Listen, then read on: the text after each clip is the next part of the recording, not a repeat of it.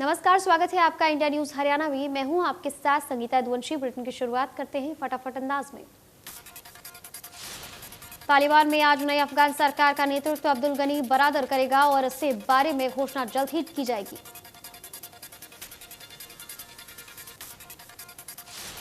सरकार के गठन से कुछ समय पहले तालिबान ने पंजशीर घाटी पर भी कब्जा करने का किया दावा। हालांकि पूर्व उपराष्ट्रपति अमरुल्लाह सालेह ने तालिबान के दावे को खारिज कर दिया।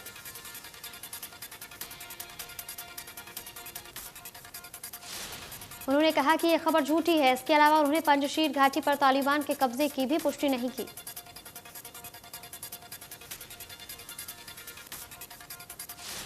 पैरालंपिक खिलाड़ी सुमित अंतिल का आज सम्मान समारोह होगा। इस दौरान सीएम मनोहर लाल और दुष्यंत चौटाला सम्मान समारोह में होंगे शामिल।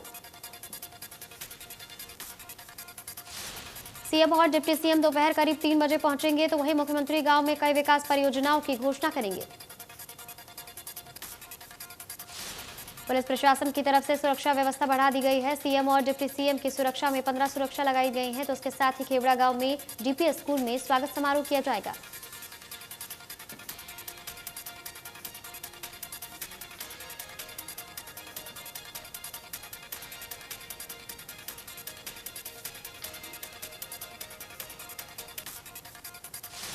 तो वहीं अनिल विज ने कहा कि पंजाब में कांग्रेस की सरकार है, इसलिए किसान संगठन भी चुप्पी साधे हुए हैं। कांग्रेस की सरकार है, इसलिए विरोध नहीं किया जा रहा है।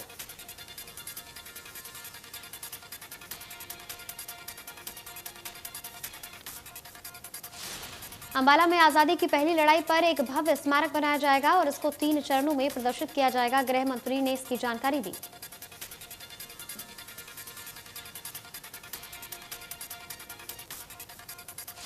विज ने बताया कि आजादी की पहली लड़ाई की शुरुआत अंबाला से हुई थी और इसकी पूरी वीडियो गाथा ऑडियो, वीडियो और थिएटर के माध्यम से लोगों तक पहुंचाई जाएगी।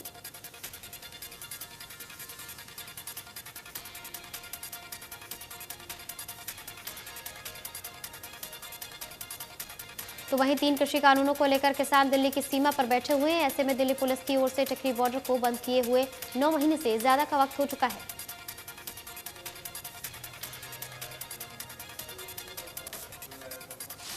इस रास्ते को खुलवाने के लिए बहादुरगढ़ के व्यवसायियों ने मानव अधिकार आयोग का दरवाजा खटखटाया है। इतना ही नहीं, व्यवसायी अगले सप्ताह इस संबंध में सुप्रीम कोर्ट में भी एक पीआईएल दायर करने जा रहे हैं।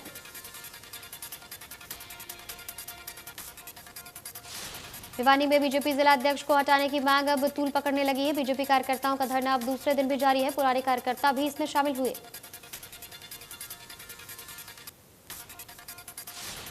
राज्यसभा सांसद दीपेंद्र हुड्डा गांव रायपुर जटाना पहुंचे, जहां उन्होंने मृतक किसान सुशील के परिजनों से मुलाकात की। प्रदेश में अब 4th क्लास से लेकर 12वीं की क्लासेस स्कूल खुल जाएंगे। बच्चे स्कूल में पहुंचने लगे हैं। शिक्षा मंत्री कंवरपाल गुर्जर का कहना है कि स्कूलों में अच्छी संख्या में बच्चे आ रहे हैं। उन्होंने कहा कि तीसरी लहर आएगी या नहीं, इसका पता नहीं है। हम तीसरी लहर के इंतजार में नहीं बैठे रह सकते। अगर आगे भी हालात ठीक रहे तो पहली से तीसरी तक के स्कूल भी खोल दिए जाएंगे। शिक्षा मंत्री ने कहा कि हमने छूट भी दे दी है। अगर अभिभावक संतुष्ट हैं तो बच्चों को स्कूल में भेजें। फिलहाल हालात ठीक हैं। एक बच्चे को एक बेंच पर ही बिठाने की इजाजत है। स्कूल में आने वाले बच्चों का टेम्परेचर चेक किया जा रहा है, हाथ सैनिटाइज कराए जा रहे हैं। इसके बाद ही एंट्री दी जा रही है। इसके साथ ही ये भी हिदायत दी गई कि वो अपना कोई भी सामान दूसरे बच्चे से शेयर ना करें। मोगा में हुए किसानों पर लाठीचार्ज मामले में सुभाष बराला ने कहा कि किसी भी तरह का टकराव कहीं भी उचित नहीं है।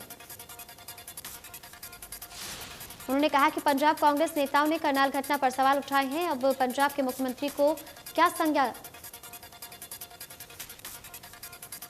उन्होंने कहा कि किसने मुखौटा पहना है, ये साफ पता चल गया है। कांग्रेस के लोगों की संस्था झूठे आंकड़े पेश कर रही है। इसके साथ ही संस्थाओं की सच्चाई भी जनता को दिखानी चाहिए।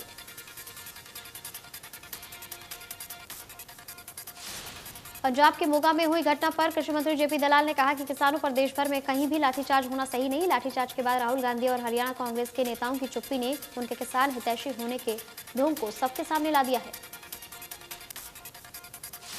जेपी दलाल ने कहा कि आज राहुल गांधी का ट्विटर बंद क्यों है। कांग्रेस बीजेपी पर आरोप लगाती है, लेकिन अपने प्रदेश में जो हुआ है क्या उसे लेकर कांग्रेस प्रदर्शन करेगी? ये सब कांग्रेस का ढोंग है। कृषि मंत्री ने कहा कि हरियाणा में किसानों के लिए अच्छी नीतियां हैं, इसलिए राजस्थान और पंजाब के किसान भी हरियाणा में आकर अपनी फसल बेचते हैं। आंकड़ों से बात साफ हो जाती है। कृषि मंत्री ने कहा कि आजकल सोशल मीडिया पर फेक न्यूज का ब्रह्मजाल फैला हुआ है। ऐसे में कांग्रेसी भी अमेरिका, कभी यूरोप में खबर लगवा के मुद्दा बनाते हैं, जबकि हरियाणा में बेरोजगारी भी कम है और किसान खुश हैं। उन्होंने कहा कि हमने बिजली व्यवस्था को भी लेकर के सुधार किया है और आगे भी मछली पालन, डेयरी फार्मिंग जैसी रोजगार की व्यवस्थाओं को लेकर आगे आएंगे।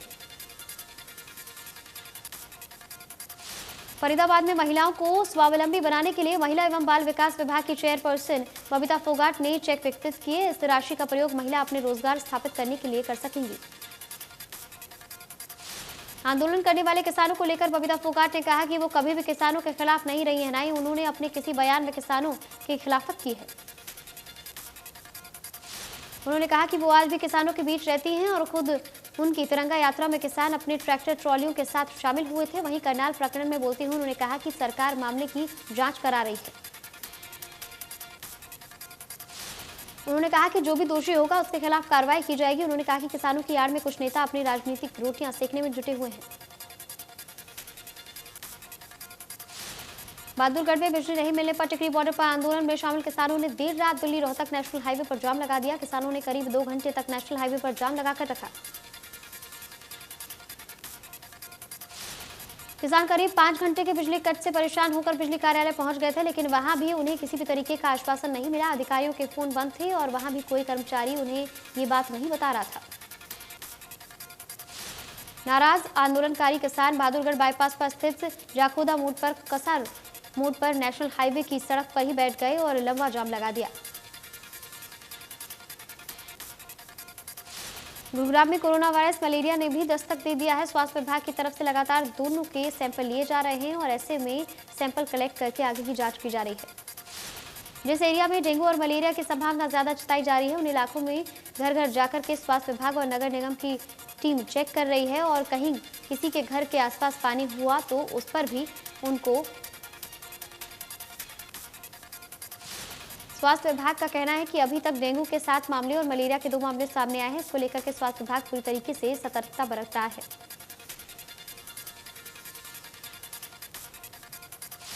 मेवात के किसानों द्वारा हाल ही में रोपी गई प्याज की फसल बारिश के कारण जमीन से उखड़ गई है, जिसके कारण किसानों को भारी नुकसान हुआ है। बारिश से कुछ फसलों को लाभ पहुंचा है तो वहीं बाजरा और ज्वार की फसल में सबसे अधिक फायदा हुआ है।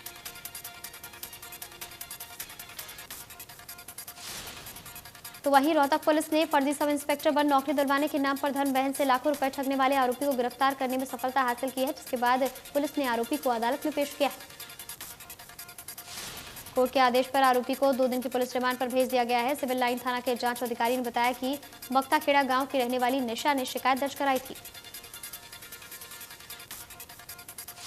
साल 2012 में कॉलेज में पढ़ने के दौरान निशा की जान पहचान आरोपी सचिन से हुई थी। आरोपी ने निशा को नौकरी दिलाने के बहाने 13 लाख रुपए मांगे। निशा के घर वालों ने अप्रैल से मई के बीच 6,50,000 रुपए दिए। सचिन को अलग अलग तारीखों में ये रुपए दिए गए। अंबाला और करनाल की स्वास्थ्य विभाग की टीमों ने संयुक्त रूप से कार्रवाई करते हुए भ्रूण और लिंग जांच करने वाले गिरोह का पर्दाफाश किया है और गिरोह के 2 सदस्यों को पकड़ने में सफलता हासिल की है। विभाग को मिल रही शिकायतों पर कार्रवाई करते हुए स्वास्थ्य विभाग ने छापेमारी कर व्यक्तियों को पकड़ने में कामयाबी हासिल की है, जिसके बाद पकड़े गए लोगों को आगामी कार्रवाई के लिए पुलिस के हवाले कर दिया गया है।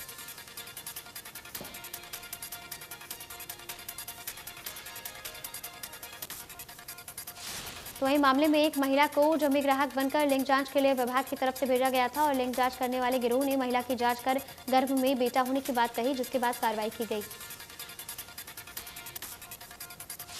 कांस्टेबल भर्ती पेपर लीक मामले में 11 आरोपियों पर पुलिस ने इनाम घोषित किया है। 2 आरोपियों के खिलाफ 2-2 लाख रुपए तो रोहतक के एक युवक समेत 9 आरोपियों पर 50-50 हजार रुपए के पुरस्कार का ऐलान किया है।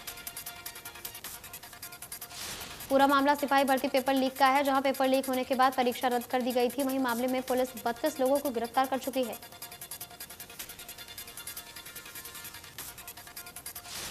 झज्जर जिला पुलिस के लिए चुनौती बने गांव आसौदा के डबल मर्डर और बादली के लोहट निवासी रोहित हत्याकांड का पर्दाफाश हो गया है। इस मामले में पुलिस को एक बड़ी कामयाबी हासिल हुई है।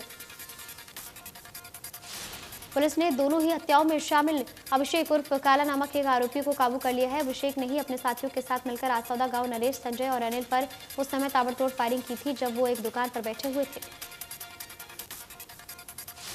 पुरानी रंजिश के चलते किए गए इस डबल मर्डर के सभी आरोपी वारदात को अंजाम देने के लिए फरार हो गए थे। लोहाट हत्याकांड में पुलिस के साथ कोई सुराग हाथ नहीं लग पाया था। गुरुग्राम में बाइक सवार बदमाशों ने युवक की गोली मारकर हत्या कर दी। बदमाशों ने शीतला माता मंदिर के सामने दिन दहाड़े गोली मार दी। वारदात को अंजाम देने के बाद आरोपी मृतक का फोन लेकर फरार हो गए। वहीं मृतक युवक की पहचान नहीं हो पा रही थी।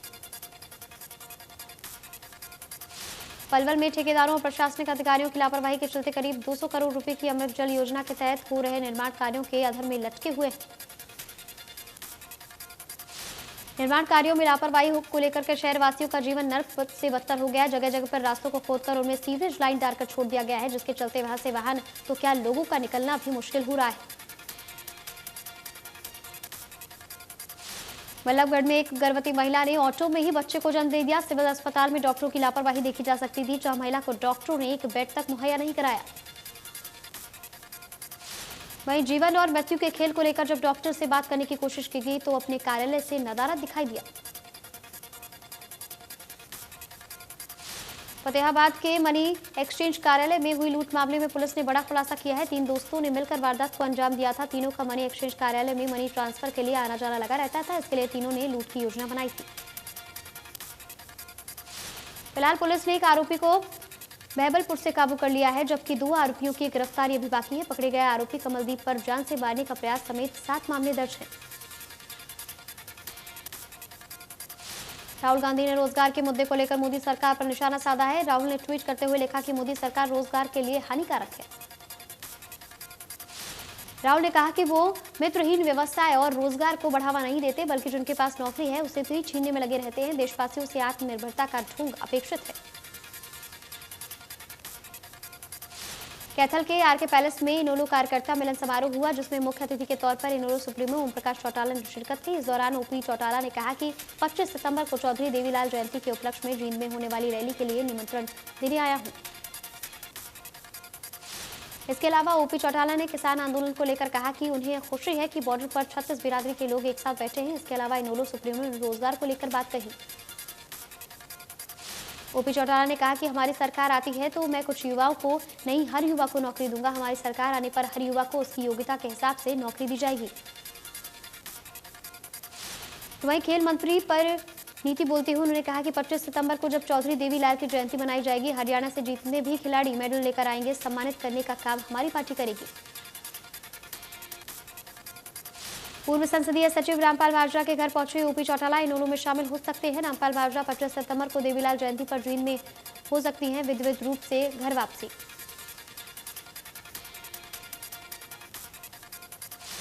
विधायक सुभाष हुड्डा ने कहा कि केंद्र सरकार आज गरीबों को सीधा लाभ पहुंचा रही है। कोरोना काल में मात्र 8 महीने में विश्व का सबसे बड़ा वैक्सीनेशन अभियान चलाया गया था।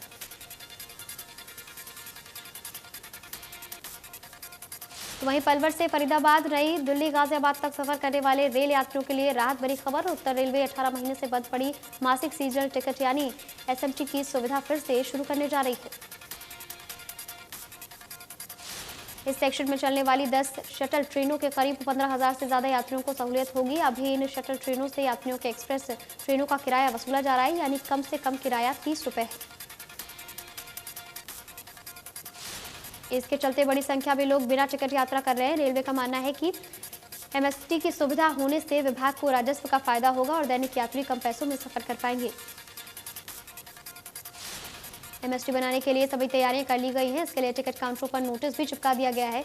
ऐसे में एमएसटी की सुविधा सिर्फ शटल ट्रेनों में ही मान्य होगी, जबकि किराया पहले जैसा ही रहेगा।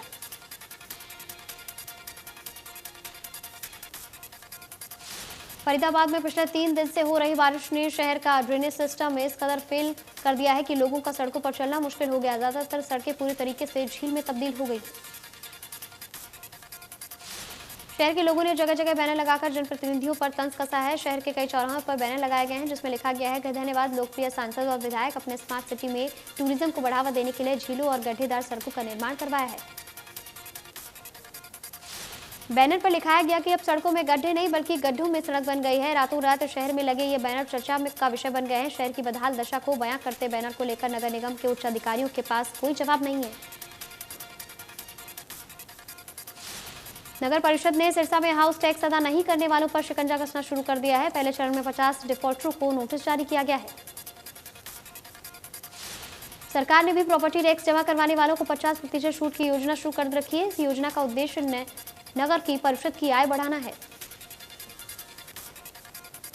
तो वहीं लोगों को नोटिस जारी किए जाने और अगर वो अब भी टैक्स राशि का भुगतान नहीं करते हैं तो उनके खिलाफ सीलिंग की कार्रवाई की जाएगी दूसरे चरण में और लोगों को नोटिस जारी किया जाएगा। नगर परिषद की ओर से सभी प्रॉपर्टी मालिकों को नोटिस भेजे जाएंगे ताकि उन्हें ये पता चल सके कि उनका कितने रुपए का टैक्स बकाया है। इसके साथ ही टैक्स अदा करने के लिए लोगों को जागरूक भी किया जाएगा। चरखी दादरी में जोजू कला पुलिस को बड़ी सफलता हाथ लगी है। पुलिस ने 135 पेटी अंग्रेजी शराब सहित पिकअप गाड़ी बरामद कर ली है।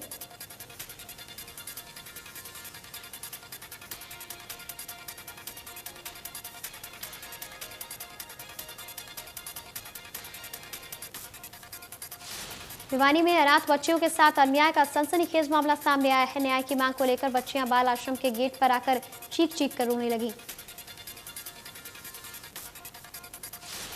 आश्रम में आई महिला से बच्चियों ने कहा कि आश्रम की वार्डन उन्हें प्रताड़ित कर दी है, उन्हें झूठे केस में फंसाने की धमकी देती है और नई नई लड़कियों से झूठ बुलवाकर केस दर्ज करवाती है। 2 साल से चाइल्ड वेलफेयर कमेटी को भी शिकायत दी गई है लेकिन कोई सुनवाई नहीं हुई। बच्चों का आरोप है कि जब सीजेएम आश्रम आते हैं तो आश्रम उनकी शिकायतों के पत्र पहले ही निकाल लेती है और सीडब्ल्यूसी उन्हें कुछ भी बोलने से मना कर देती है।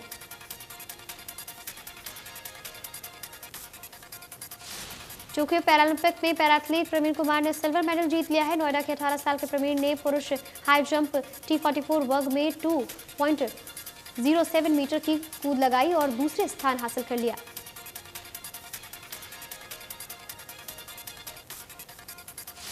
प्रधानमंत्री नरेंद्र मोदी ने प्रवीण कुमार को बधाई देते हुए उन्होंने लिखा कि पैरालंपिक में रजत पदक जीतने पर प्रवीण कुमार पर गर्व है। ये पदक उनकी कड़ी मेहनत और अद्वितीय समर्पण का परिणाम है। मध्य प्रदेश की प्राची यादव ने पैरालंपिक के केनो इवेंट में अपनी प्रतिभा का प्रदर्शन करते हुए फाइनल में जगह बना ली है। प्राची यादव ने पदक की उम्मीद बनाए रखी है। भारतीय बैडमिंटन खिलाड़ी सुहास यतिराज का टोक्यो पैरालंपिक में शानदार प्रदर्शन जारी है। ऐसे में SL4 वर्ग में उन्होंने लगातार दूसरा मैच जीत लिया है। पैरालंपिक में अवनी लेखना ने गोल्ड जीतकर इतिहास रच दिया है। अवनी ने 50 मीटर एयर राइफल इवेंट में ब्रॉन्ज मेडल जीत लिया है। अवनी एक ओलंपिक में 2 मेडल जीतने वाली पहली खिलाड़ी बन गई। टोक्यो पैरालंपिक में भारत के खिलाड़ियों ने अब तक 11 मेडल जीतकर दुनिया में भारत का नाम रोशन किया है। टोक्यो पैरालंपिक में पदक जीतकर देश का नाम रोशन करने वाले खिलाड़ी देर रात स्वदेश लौटे। दिल्ली के इंदिरा गांधी एयरपोर्ट पर हजारों लोगों ने पैरा चैंपियन खिलाड़ियों का भव्य स्वागत किया। पैरा एथलीटों की वापसी पर उनका मेगा वेलकम किया गया। लोगों ने ढोल नगाड़ों से हरियाणा की gold medalist Sumit Antil, triple Paralympic पदक विजेता देवेंद्र झाचुरिया, रजत पदक विजेता योगेश कथुनिया, कांस्य पदक विजेता शरद कुमार के साथ सभी कोचों का जोरदार स्वागत किया। हरियाणा के खेल मंत्री संदीप सिंह ने सुमित पंतिल का स्वागत किया तो वहीं पदक वीरों की एक झलक पाने के लिए एयरपोर्ट पर मौजूद लोगों में उत्साह देखने को मिला। देश में कोरोना का खतरा बरकरार। 24 घंटे में 42,000 से ज्यादा नए मामले सामने आए हैं। 340 कोरोना मरीजों की जांच चली गई है। 36,000 से ज्यादा मरीज रिकवर होकर अपने घर पहुंच गए हैं। महाराष्ट्र में 24 घंटे में कोरोना के 4,342 नए मामले सामने आए हैं। एक दिन में 55 मरीजों ने दम तोड़ दिया है। महाराष्ट्र में अब भी करीब 51,000 केसेज एक्टिव हैं। केरल में पिछले 24 घंटे में कोरोना के 32 से ज्यादा नए मामलों की पुष्टि हुई है। एक दिन में 188 मरीजों की मौत हो गई है। केरल में अब भी 2 लाख से ज्यादा केसेज एक्टिव हैं। दिल्ली में 24 घंटे में कोरोना के 39 नए मामलों की पुष्टि हुई है। एक दिन में 38 मरीज रिकवर हो गए हैं। दिल्ली में अब एक्टिव केसेस की संख्या 344 हो गई है। प्रदेश में कोरोना संक्रमण कम हो रहा है। पिछले 24 घंटे में कोरोना के 12 नए मामले सामने आए हैं। एक दिन में 2 मरीजों की मौत हो गई है। प्रदेश में एक्टिव केसेस की संख्या 645 है। जम्मू कश्मीर के पुंछ जिले में नियंत्रण रेखा पर सेना ने घुसपैठ करने की कोशिश को नाकाम कर दिया है। बीते 5 दिन में ये दूसरी बार है जब सेना ने घुसपैठ की कोशिश को विफल किया है। इससे पहले सोमवार को सेना के जवानों ने पुंछ जिले में नियंत्रण रेखा पर घुसपैठ की कोशिश को नाकामयाब किया और इस दौरान 2 आतंकवादी भी मारे गए। हिमाचल प्रदेश में 8 सितंबर तक बारिश जारी रहने का पूर्वानुमान है। मौसम विज्ञान के अनुसार प्रदेश के मैदानी और मध्य पर्वतीय भागों में 8 सितंबर तक मौसम खराब बने रहने के आसार हैं। प्रदेश के 3 जिलों शिमला, कुल्लू और किन्नौर में भारी बारिश और नदियों का जलस्तर बढ़ने का अलर्ट जारी कर दिया गया है। लोगों को नदी नालों से दूर रहने की सलाह भी दी गई है। अमेरिका के न्यूयॉर्क में ईडा तूफान ने भारी तबाही मचाई है। ऐसे में प्रभाव से न्यूयॉर्क शहर में जबरदस्त बारिश हुई और क्षेत्र के लोगों को परेशानियों का सामना करना पड़ा। बुधवार देर शाम न्यूयॉर्क शहर और प्रांत के बाकी हिस्सों में आपातकाल की स्थिति घोषित कर दी गई थी। वहीं कई हिस्सों में फ्लैश फ्लड के कारण बारिश से जनजीवन बुरी तरीके से अस्त व्यस्त हो गया था।